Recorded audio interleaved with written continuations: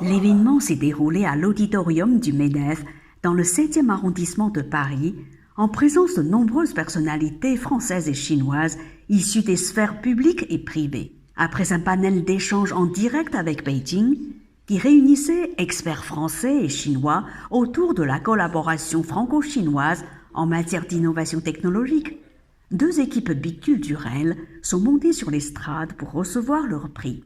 L'équipe Air Liquide et Nanjing Agricultural University a été récompensée dans la catégorie R&D pour sa nouvelle solution pour une production agricole de meilleure qualité et plus durable, fondée sur l'utilisation d'eau enrichie en gaz.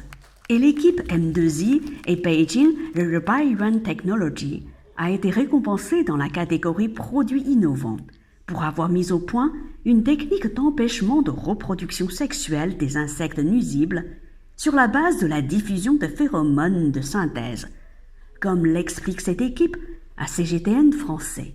En fait, nous fabriquons des phéromones. La phéromone, c'est une odeur sexuelle que sécrètent les insectes femelles pour communiquer avec les mâles. Et en fait, on reproduit ces odeurs pour empêcher les mâles de trouver les femelles et donc de s'attaquer aux cultures que nous voulons protéger. Chaque année, les prix sont attribués dans 3 catégories. En récompense d'innovations ayant un impact significatif pour la société, le monde industriel et les enjeux environnementaux au sens large. Prix R&D, prix produits innovants, prix initiative innovante. Michel Mortier, président de la Fondation CNRS et président du jury, a expliqué pourquoi cette année, le prix initiative innovante n'a pas été attribué. Vous l'avez vu dans les 2 premières catégories, on était tout à fait convaincus et quasiment unanimes. Et sur la dernière catégorie, en fait, aucun projet n'a réussi à faire l'unanimité. Le degré de maturité était sans doute insuffisant. Et donc on n'a pas voulu, effectivement, d'abord on n'a pas réussi à se mettre d'accord. Et aucun projet n'a fait non, même pas la majorité et encore moins l'unanimité.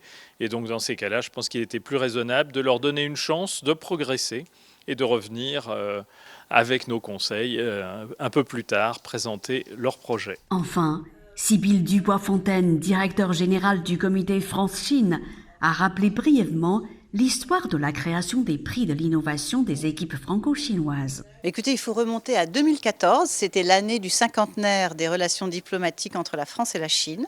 Et cette année-là, de manière collective, la communauté française en Chine a souhaité mettre en avant toute l'histoire de la France, terre d'innovation, terre de technologie et de scientifiques, car elle était très méconnue en Chine. En Chine, on associait à l'époque les entreprises françaises avec l'art de vivre, avec le bien-être, avec le tourisme, avec la beauté, les cosmétiques. Et on avait besoin de changer cette image et on a développé à ce moment-là une communication en disant la France rime avec romantisme, mais pas uniquement. Et la France, elle rime avec innovation.